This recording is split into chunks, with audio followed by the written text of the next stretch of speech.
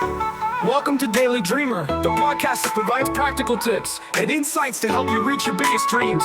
Tune in for daily doses of motivation, inspiration, and actionable advice to turn your aspirations into reality. Whether you're looking to find clarity, boost your confidence, or stay on track with your goals, Daily Dreamer is here to guide you every step of the way.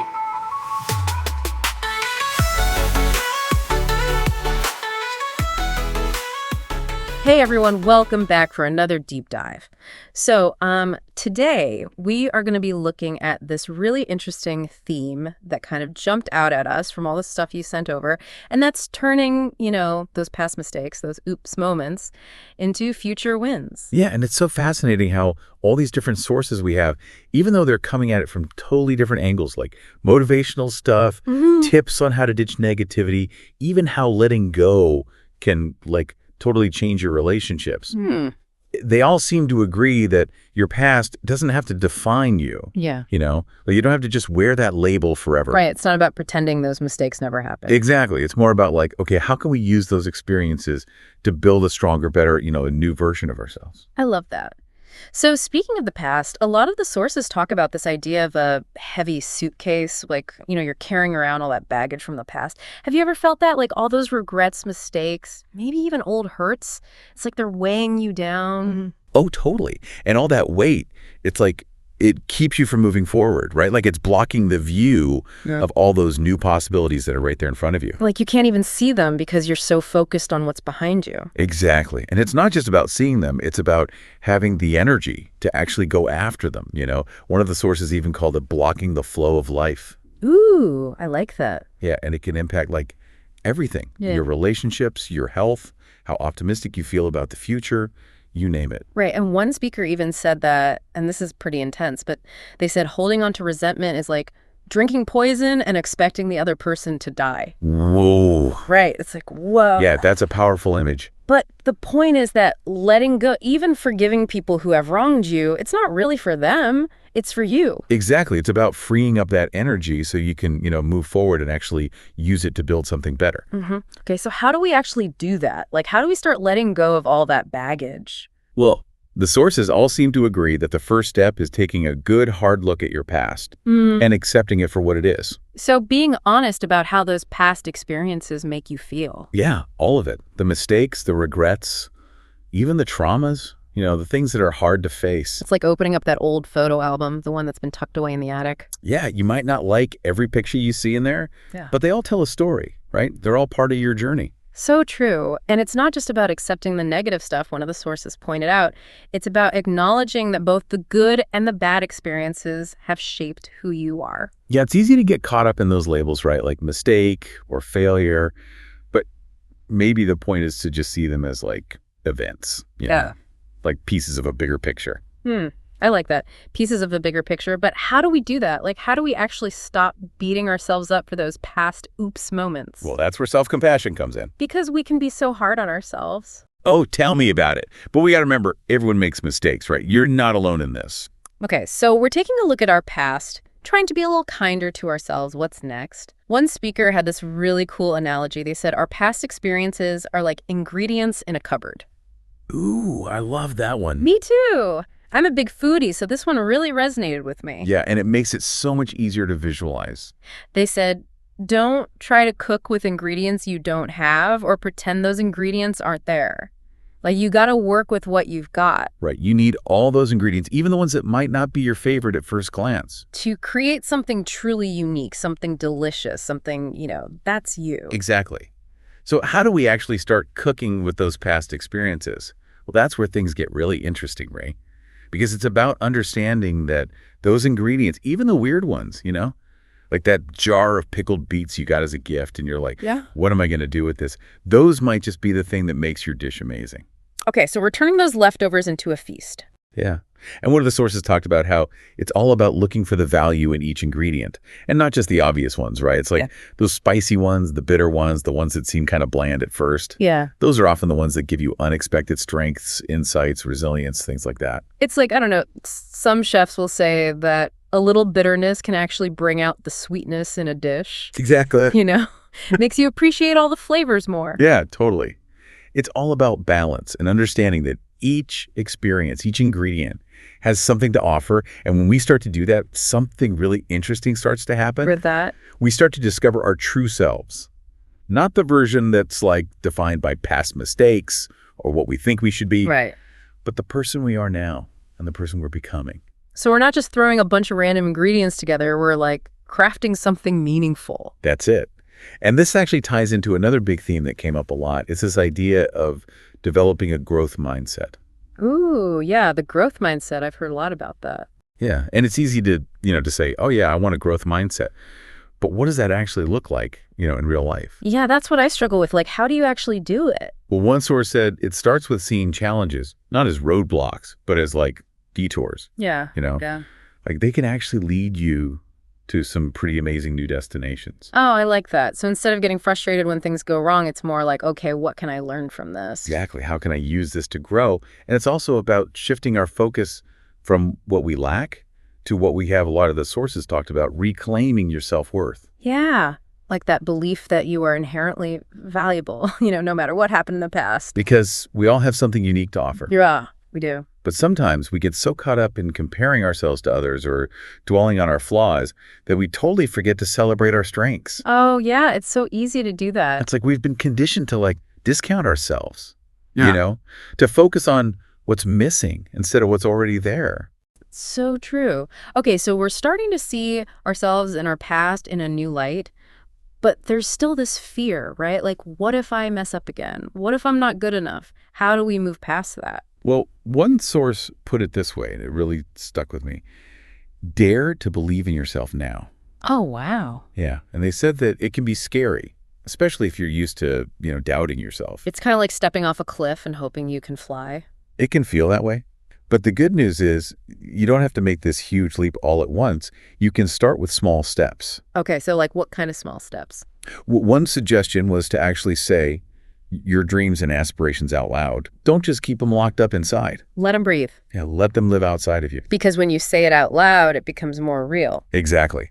It's more possible, and it can also help you connect with other people who are on a similar journey. You might be surprised at how many people are out there cheering you on, It's true. It's like when you share something that you've been holding on to for a long time and you suddenly realize, wait, I'm not the only one who feels this way. Right. It's powerful. And as we start to dare to believe in ourselves, we start to walk a little differently.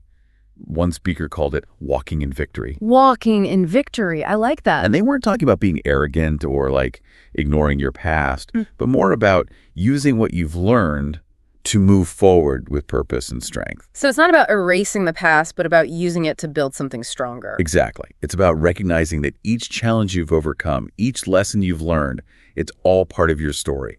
And that story, my friend, it's still being written. Love it. But with all this talk about growth and moving forward, I think it's also important to remember to just, take a pause sometimes. Oh, absolutely. Like step back, breathe, and appreciate how far you've come. One of the speakers talked about the importance of rest and reflection. And they said something so powerful. They said, let that 13-year-old girl who experienced shame take in where life is now. Wow. That gave me chills. It's like giving that younger version of yourself a hug and saying, we made it. Right. It's beautiful. But even though we're talking about, turning those past mistakes into future wins, that doesn't mean it's going to be easy, right? Of course not. Like there are going to be times when you stumble, when you feel uncertain, when you just, question everything. Yeah, that's part of the process. And one of the speakers actually said that those are the moments where you can discover new strengths and develop even deeper resilience. Right, because those unsteady moments, they force us to dig a little deeper, to tap into resources we didn't even know we had. And then we come out on the other side and we're stronger, wiser, more confident. Like building a muscle. Exactly. And the more we challenge ourselves, the stronger we become. And as we become more confident in our ability to handle those unsteady moments, we start to step into new versions of ourselves. I'm really intrigued by this idea of unfolding versions of ourselves. What does that look like in practice? Well, one way to think about it is to imagine yourself like a seed, right? Yeah. Inside that tiny seed is the potential for this beautiful, thriving plant. But that potential can only be realized if the seed is planted in, fertile soil, if it's given water and sunlight and space to grow. So we're like the seed, and our past experiences, both the good and the bad, they're like the soil that we've been planted in, and we need the right conditions to thrive. Just like a plant. We got to be kind to ourselves, nourish our minds and spirits, surround ourselves with people who believe in us, and sometimes, even when we do have all the right conditions, we still hold ourselves back. Oh, yeah, we do. Like we tell ourselves we're not ready or we're not good enough. One of the speakers shared a story about how their friend, with the best intentions, actually turned down an amazing opportunity for them because they just assumed it was something they wouldn't be interested in. Oh, wow. Right. It's like sometimes the people closest to us, they can actually limit our growth without even realizing it because they're projecting their own fears and expectations. That's like we need to make sure we're the ones, making those decisions for ourselves. Yeah. And that brings us back to, speaking those dreams and aspirations out loud, like we talked about before. Giving them space to breathe. Exactly. Letting them live outside of us and challenging those limiting beliefs. Making space for something new. It's like giving ourselves permission to evolve. Yes. To step into those new versions of ourselves. And as we do that, our definition of power might change too. One speaker talked about how power isn't about always being in control or being invincible, but about being resilient, adaptable, and, just being authentically youthful. I love that. It's those internal shifts in how we see ourselves. Exactly. It's not just about the external stuff. And it's interesting, so often we associate power with those external things, like status, money, achievements, But what all of these sources are suggesting is that true power comes from within. It's about owning your story, your strengths, and using all your experiences, even the tough ones, to create a life that's truly aligned with who you are. Beautifully said. And that brings us back to self-compassion, because if we're constantly beating ourselves up over past mistakes, we'll never be able to step into that power, right? Exactly. One speaker talked about how we often punish ourselves, by replaying those mistakes over and over in our minds. Like we're stuck. Yeah, stuck in this negative feedback loop. And they said that as long as we're doing that, we can't truly heal. It's like trying to drive with one foot on the gas and the other on the brake. You're not going to get very far that way. Exactly. And that self-sabotage, it can show up in so many ways, right? Like in our relationships, maybe we hold back because we're afraid of getting hurt again, or we downplay our accomplishments because we think we're not worthy. It's like we're shrinking ourselves. Yeah, to fit into some box that someone else defined for us. And we're all capable of so much more. So how do we break free from that cycle of self-punishment? Well, one source said, and it's so simple but so powerful. Sit with yourself, not with judgment or criticism, but with compassion and understanding. Like you would with a good friend. Exactly. And remember, we're all works in progress, right? None of us have it all figured out. We're all constantly learning and growing. That's a good reminder. It is. And, another source, they had this really practical tip, and it was similar to the one we talked about earlier, about saying those aspirations out loud. Ooh, yeah. Letting those dreams live outside. Yeah.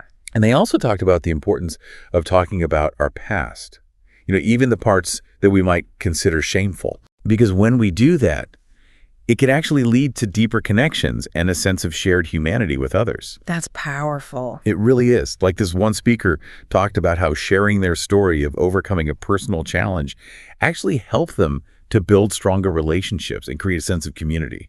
It's like we're all walking each other home. I love that. Yeah, it really does feel like, you've got this whole team in your corner and they're like rooting for you every step of the way. And as we've been talking about all this, one thing that keeps coming back to me is that it's not just about turning past mistakes into successes. Right. It's also about realizing that those experiences that we might think of as mistakes, they can actually become like seeds for something beautiful, Yeah. Something unexpected. Like those happy accidents in the kitchen, when you're trying to make one thing. Totally. And it turns into something even better than you planned. Exactly. So it's about being open to that, to the surprise, and knowing that sometimes those detours, those unexpected twists and turns, they can lead you to exactly where you're supposed to be.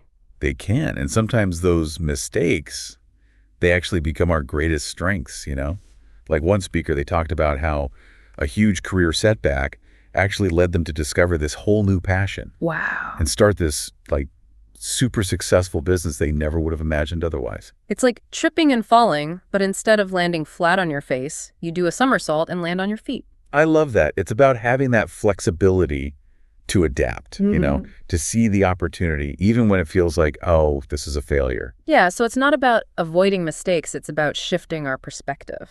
Exactly. And seeing those so-called mistakes as valuable learning experiences. Yeah, And, sometimes those mistakes can even help us connect with other people right. in a deeper way. Like one speaker talked about how sharing their story of overcoming a challenge, Mm-hmm. it actually helped them to build stronger relationships with people who'd been through similar things. It's like that vulnerability creates this, like, bridge that reminds us that, hey, we're not alone in this. We're all walking each other home. I love that. So, as we wrap up this deep dive, the big takeaway for me is that we are all capable of so much more than we think. We really are. We've got all these ingredients in our cupboards, all these experiences that have shaped us, and we have the power to choose how we use them. We can either let our past define us, or we can use it as fuel to create something amazing. So what does that look like for you? What's one small step you can take today to open your own cupboard and, really embrace your past and dare to believe in that amazing future that's waiting for you? We'd love to hear your thoughts.